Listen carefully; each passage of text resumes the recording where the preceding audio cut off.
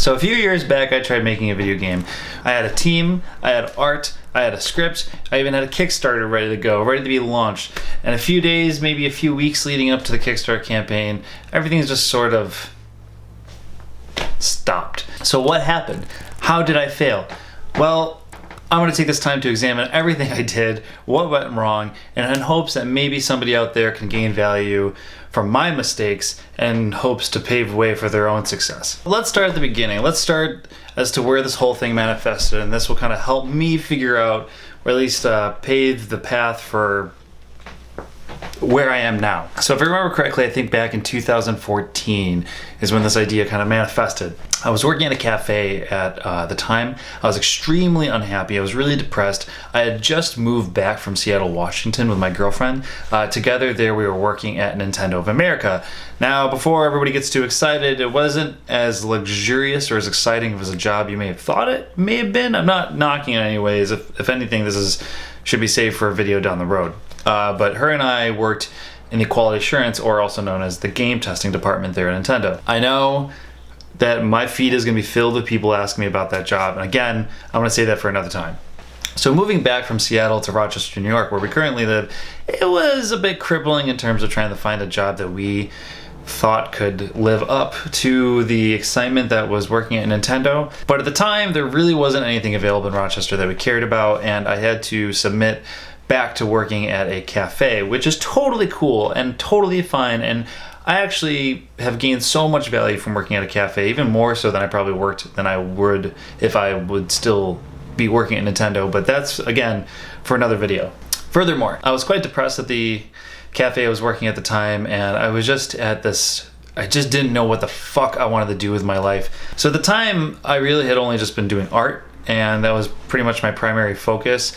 I do make music. It wasn't what I was trying to push forward at the time. And I got this, it was almost like this magical, this epiphany when I was scribbling in my notebook on a lunch break, just not knowing what the hell I was doing, what I wanted to do next. And this idea for a video game came to me, or this story came to me, should I say. And looking back, it's quite silly, but this idea for this individual who works at a cafe, and eventually, the game would play off almost like a cafe simulator, where you'd be making drinks for these really creepy, kind of these disproportionate, cut out and paste together people who had very, very complicated orders, and as the opening scene would progress, the drinks would get harder and harder to make, and it would be harder and harder to satisfy the customers, until eventually you as the player sort of just gives up. And then in that moment, the cafe, the world begins to crumble and fall apart, and these massive waves come in and wash you away. And then the character wakes up on this mysterious island known as Wyndham.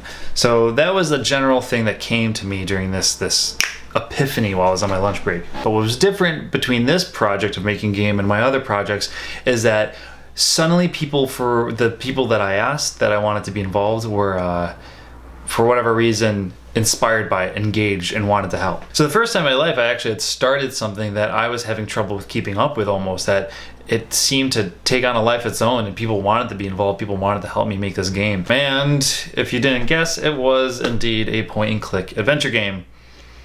I like them. It's true. Full force, we started working on this thing. I have a binder here, which is all of the ideas and everything that I began writing. Here's a list. I don't know if you could see that. So here's a list.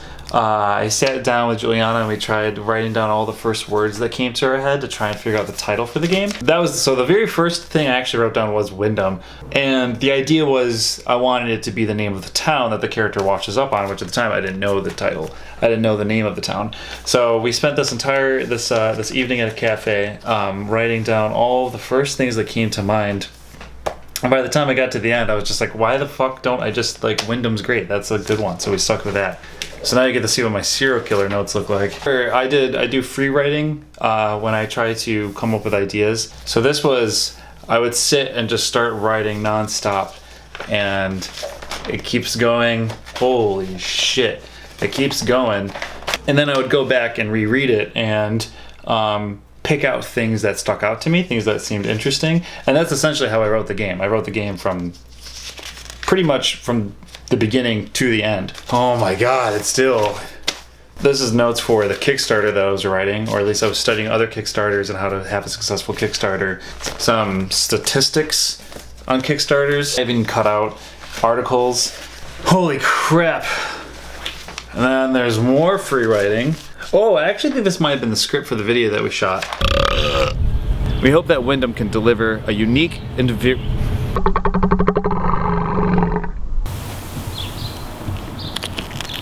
Finally, the art. This is the sailor. This is the first character that our main character meets when they go to the town of Wyndham. Here's a protagonist, a frail, skinny man. See, it's like, you know, it's not entirely me because he's got blonde hair.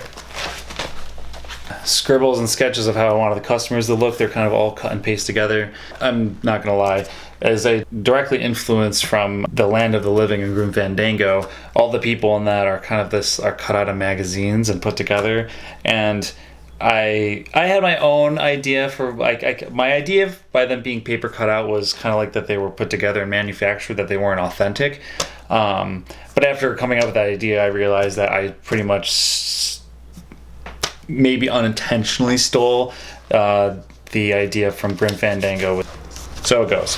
At the time when I was thinking about this and designing it, I had the game Mechanarium in mind, because the one thing I thought was brilliant, there's a couple things. I think Mechanarium's a brilliant game, but the couple things that really stood out to me in Mechanarium is that it wasn't fully, completely point and click. There was hotspots in the game that if you clicked in the general area of a specific hotspot, that the character would just move to it rather than moving to the very specific place you clicked on. And I thought that would have been easier for us as novice game developers, as people who didn't know what we were doing, because it would mean, you know, it would be more structured. It would be less that we'd have to worry about. Storyboards, or at least just general cues of what was supposed to happen next.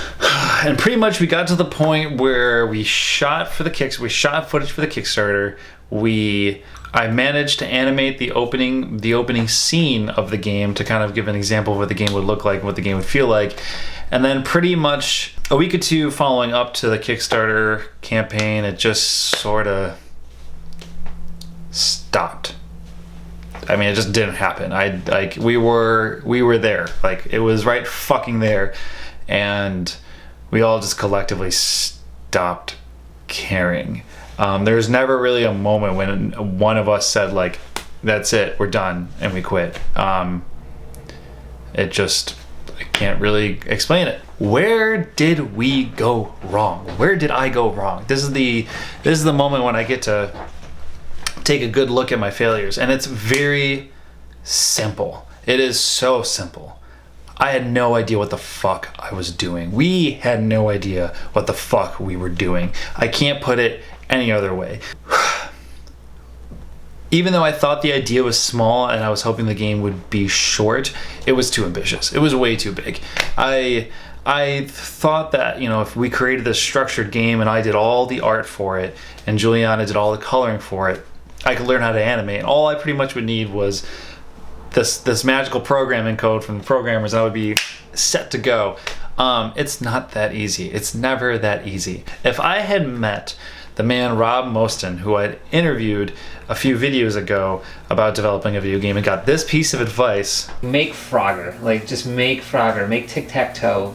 You know, make those stupid, silly little games, because what you learn making those is what you can apply to, like, your bigger games, and what, you know, you gotta grow into those games. I would have done something completely different. I would have not tried making the game that I tried trying to make. I didn't know how to develop a video game. Because of that whole process, I started learning and I started watching videos and taking notes, and I also knew that there had to be a great deal of marketing that had to be involved, so I started researching Kickstarter stuff, and I thought all the puzzle pieces were there. The major puzzle piece that was missing was that I just did not know how to make a game.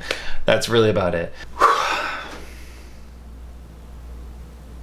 Yikes. However, I think our failures are just as vital to acknowledge and study as our successes. There is so much to learn from our failures. I actually think there are more to learn from our failures than ever from our successes. In most cases, my successes have kind of been lucky. Every time I've done something that's worked, every time that I've put out a piece of music or had an event or got a job, in most cases, it was purely out of making my own luck. It was kind of just putting myself in the right place at the right time, or putting it out at the right place at the right time. So when you fail, you're in a position where you can examine, where were you not? Where didn't you put yourself? What was the step that you skipped, or the step that you could have spent more time on? And if trying to make a video game has done anything for me, it actually made me become a writer. So once I came to terms that the game wasn't really going anywhere, and that the team began to move on to their own life projects and things, it made me reevaluate what I was really good at and what I was doing at the time, and I decided to attempt writing. I am your classic stereotype of the failed artist who then became the art critic, but in this case with video games. So that isn't to say that, I won't. Will I attempt making a game in the future? I really can't say right now. I try not to think that far ahead. I just try to do everything I can in this moment moving forward. I will say, however, by attempting to make a video game, I have a much stronger grasp on critiquing them now, especially those that are made independently. I feel like because I actually tried doing this and knowing a fraction of what goes into it in terms of development, but further beyond that, but marketing and distribution and going to cons and at the time, the Steam, getting your game on Steam, all this stuff, I now have a way better idea of how to critique not only just a game, but how a game is marketed and put out. And I think I actually now have value. I can actually add value to helping other people in getting their games out and getting them reviewed properly, and by presenting them in good ways that journalists want to talk about them. In my failure, I have found success. In my attempt to make a video game and utterly falling on my face, I then instead paved way for my current career, which is video game journalism and video stuff. Also, as a creative, as someone who makes music and writes and does video, I think trying to make this video game really planted the seeds for a lot of personal faults I had as an artist. One of them being is perfectionism and expectations are creative killers. I'm under the impression that when you have an expectation of something, you are essentially immediately setting yourself up for failure, because you are creating an illusion of something that does not exist yet. And this, in my case, I was creating the illusion of a video game that had no foundation whatsoever. It just had a lot of art and a lot of thinking power, but there was nothing there to make it a game. And I think the reason why I never even launched that Kickstarter is because it was all an illusion to me, and I had these expectations that I would be able to throw up this Kickstarter without a playable game, and people would be like, that looks cool. It could have happened that way. I don't deny that it could have happened that way. I just don't think I was in the right mindset to take that risk and expect it to come fruition. It just instinctively, it didn't feel right at the time. And frankly, I'm much happier with the choices I've made now. If I were to go back and try and make a video game, I would feel much, much more confident. I would also feel have a much more realistic view on what kind of game I could make rather than the game I wanted to make. Because it's important to have the idea of the game that you want to eventually make, but you need to be able to put the time and the work in to understand the basic fundamentals of making a game. You can't draw without learning how to hold a pencil.